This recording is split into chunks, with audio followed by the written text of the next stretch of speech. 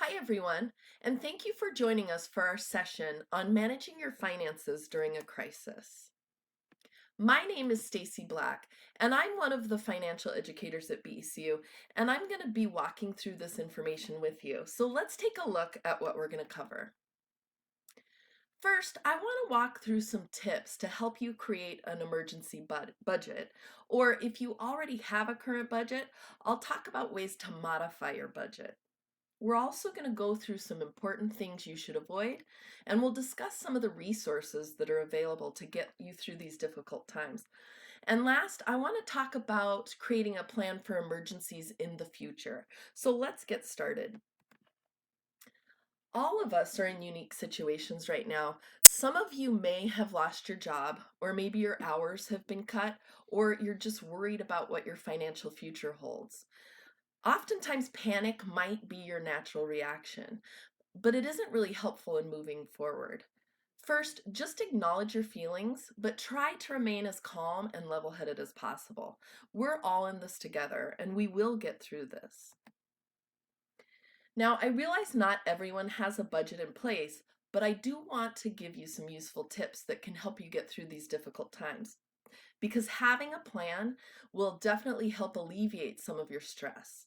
So I want to talk about creating an emergency budget. First, let's look at reevaluating your goals. If you are currently paying off debt or maybe saving for other big purchases, now's the time to hit the pause button on those goals because you really need to focus on preserving your cash as much as possible right now. In uncertain times, it's better to have cash on hand and delay your goals for better peace of mind. If you have savings categories for things like vacations, gifts, car maintenance, or maybe home repair, think about pausing those as well, because you can live without them while you're in emergency mode. If you do end up tapping into your savings, I suggest that you treat it as a loan to yourself and create a plan around how you're going to pay yourself back. Now, all the money that you save by putting your goals on hold can now become part of your emergency fund to help you get through the next few months if needed. So in this example, we were saving for vacation, but we're going to switch it over to emergency savings. Then, when life gets more stable, we can always change that goal back to vacation. And I have a feeling we're going to need that vacation when this is all over. Now let's talk about expenses. Sometimes it can be hard to decide which bills and monthly expenses to pay first, especially if you're on a tight budget. Although it's important to try to make all of your monthly payments, it might not always be possible. So if you're having a hard time deciding which bills to pay first, I'm going to go through some tips that can help. First, what I want you to do is make a list and prioritize all of your expenses. So things like housing, utilities, and food are all going to be important to keep at the top of your list. Then what I want you to do is go through each expense on the list and make a note of any that you might be able to delay payment on or change for a brief period. A lot of companies are working with consumers through this difficult time. So reach out and find out if they're willing to work with you, maybe changing due dates or delaying some payments for now.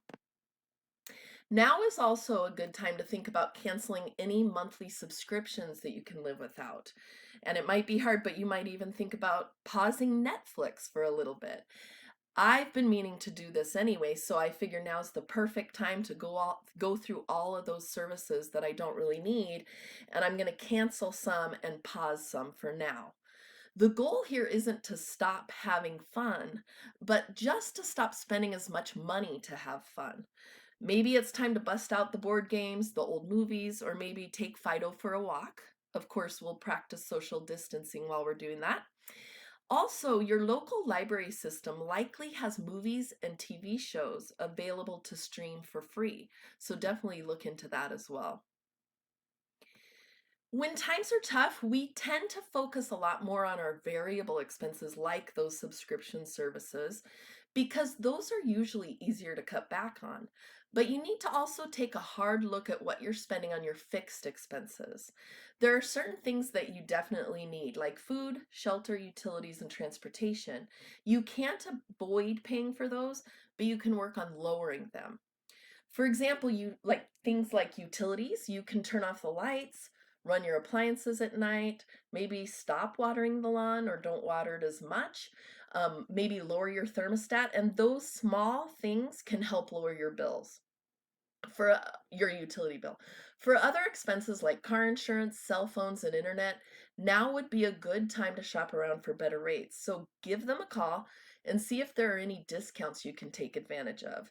You might be surprised at how much you can actually save by doing that. The idea here is to look at every category of your budget because we made that list earlier. So now go through line by line and think of ways to cut back so you can start an emergency savings or add to your existing savings. And you are probably already saving money just by staying home. For example, I know I'm not using as much gas, I'm not going out to eat as much. So try reallocating that money to your savings for now. Next, let's talk about debt. Under normal circumstances, I would always encourage you to come up with a debt payoff strategy and work towards eliminating your debt. But during times like this, it's probably a good idea to put those plans on pause and focus on paying only the minimum payment due right now, especially if you have experienced a disruption in pay or you think you might experience a disruption. Remember, now is the time to focus on saving as much as possible. Then when things get back to normal, you can always pick up where you left off. So during times like these, it can sometimes be difficult to stay focused and calm. So let's spend some time discussing things to watch out for or to avoid altogether. If you are checking the stock market every day, you can easily become stressed about your investments. So before rushing out and selling them all off, take a deep breath and pick up the phone. I suggest that you seek out the advice of a professional who can offer clear and level-headed advice right now. Next, it's always a good idea to keep a few weeks' supply of things that you need, like food and paper products. However, try to stick with your budget and try not to buy out of panic.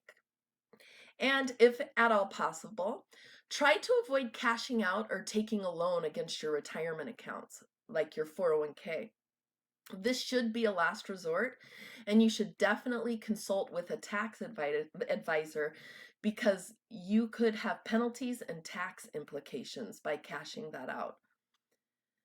Also, try to avoid opening new credit to make ends meet. Look at your other options first. Check with your financial institution to see how they can help. And I'm going to talk about BECU's Member Assistance Program in just a few minutes. If you do have to use credit, look for low interest rates, low fees, and good terms. So do your research. Also, make sure that you consider that you're going to now have a new monthly loan payment and take into account the impact that that's going to have on your budget right now and in the future.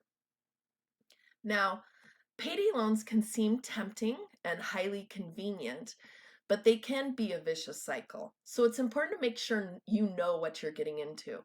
The annual interest rate on a payday loan in Washington state is almost 400%, and they have a quick repayment period.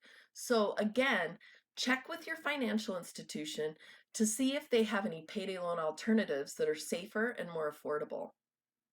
Next, don't ignore your creditors. A lot of creditors are willing to work with you, especially during times like these. So don't hesitate to reach out. And last, I want you to look out for scams. Unfortunately, there are people who are always looking for ways to take advantage when we're at our most vulnerable. So be vigilant and do your research before you give anyone any information or money. I've actually had family members who have received emails and texts claiming that they can get their stimulus check faster if they provide personal information or pay a fee. So just be really careful right now. Now that you know where you stand financially, it's time to figure out the resources that you have around you. You can use these resources to keep your head above water until we get through this. When I'm going through these resources, I'm not just talking about financial support. Some of your most valuable resources will be emotional support. For example, loved ones. When faced with a significant life change, one of the first things to do is talk with your loved ones about it. Seek out their support and their input. Whether you're hunkered down in a household with others or maybe you're by yourself, having a strong support network is going to be key to surviving and even thriving through these challenging situations. Remember, we are all in this together, so don't hesitate to reach out and stay connected. Next, think about tapping into your community resources. A lot of times there's community resources that we're not even aware of. Food pantries, for example, are a great source of support and can help bridge the gap when your income is low. One quick way to check on available support services in your area is to contact United Way by dialing 211 or search for your local office at unitedway.org. Just keep in mind that you may be on hold for a while because, as you can imagine, they are extremely busy right now. Additionally, there are other services that you may be entitled to, including unemployment compensation, food assistance, and more. Each state handles assistance programs differently, so you'll want to check in your area to find the best way to apply for these services. Check out benefitscheckup.org or usa.gov for more information. You may also be eligible for benefits from your employer or former employer, including severance pay, coaching, and job placement or employee assistance programs. So reach out to your employer. But one of the most important things you can do is just stay positive. Things are difficult, and this can create feelings of inadequacy, frustration, and fear. So if you're living alone, you might become even more isolated. When you're living with others, these feelings can cause conflict. If you are feeling overwhelmed or think these conflicts are escalating, ask for support from your friends, your families, or maybe even professionals. Now let's talk about some of the resources that BECU has available. As a financial cooperative owned by our members and committed to the credit union philosophy of people helping people, especially in times of need, BECU may be able to help relieve your financial worries through this difficult situation. Let's look at each of these resources in more detail.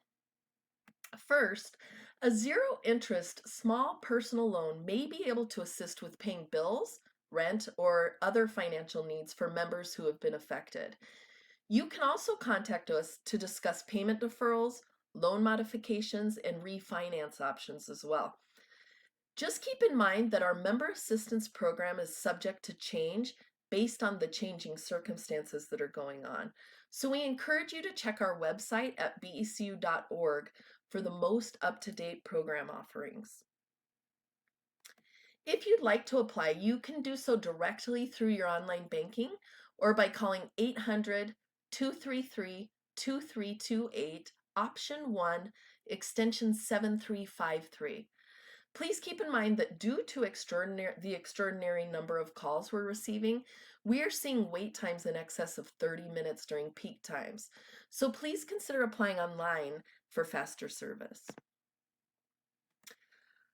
Although we've suspended all in-person seminars for now, we are still offering free webinars. You can see upcoming sessions and register at becu.org/seminars, or take one of our self-paced courses by registering for free at training.becu.org. Also, think about taking advantage of a financial health check with BECU. The Financial Health Check is a program designed to increase our members' financial health. We offer free consultations for BECU members with trained specialists to help you make decisions and take actions on things like savings, budgeting, and debt management in real time during a confidential one-on-one phone session. As a precaution, some of our locations have closed and operating hours at others are reduced. Protecting the community and our team members however we can is critical. If you need to visit a financial center for business other than cash transactions, which you can do at an ATM, we ask that you make an appointment first. You can see an up-to-date list of closures and hours on our website at becu.org. Online banking and the mobile app are also available for deposits, transfers, payments, and all kinds of other transactions, all from the safety of your home. So definitely look at using that. Also, take some time to explore Money Manager, which is available for free through your online and mobile banking. With Money Manager, you can view your accounts all in one place, even if they're not with BECU. You can track your spending and identify trends. So I probably have a lot of snacks on my list, and I might want to look at cutting back in that area. You can also create a budget online, and you can set alerts, and there's a lot more you can do. If you sign up for a financial health check, they can also walk you through how to use all of the tools in Money Manager. So take some time and play around with that. Along with the resources that BECU has to offer, there are several other resources available as well. The Washington State Department of Financial Institutions has developed a list of financial resources for Washington consumers that have been impacted by coronavirus at dfi.wa.gov. Disaster assistance information for businesses and homeowners can be found at sba.gov, and COVID-19 resources for Washington workers can be found at coronavirus.wa.gov. Now, we've all been hearing information about the stimulus package. If you receive a check, it's important to start thinking about how you'll use the money. Now is a great time to start or add to your emergency savings account, like we've been talking about, especially if your income has or may be interrupted. This money can help supplement your income and help pay for essentials. If you're already financially prepared, consider donating your stimulus check to an organization that can use the money. Since fundraisers are basically non-existent right now, and charities everywhere are seeing increased demand, anything you can do will help. You might also want to speak to your financial advisor about investing the money. Again, just be careful because there are a ton of scams out there focused on these stimulus checks. We know that these hard times won't last forever, so I want to take some time and talk about some steps we can take to get prepared for financial emergencies in the future. We know that emergencies are not a question of if they will happen, but when. Recent events have highlighted how essential it is to be prepared before an emergency by doing things like building an emergency fund now so that we can fall back on it when another emergency arises. Once things get back to more of a normal that we're used to, think about keeping your current spending habits in place. For example, I plan on eating out less and hopefully using less gas and just continue that when things go back to normal. And then think about putting the extra money towards your savings. I know we've gone through a lot of information, and I hope you can take away some tips to help you cope through these trying times. Just remember, we will get through this, and now we have a plan that can help alleviate some of the stress.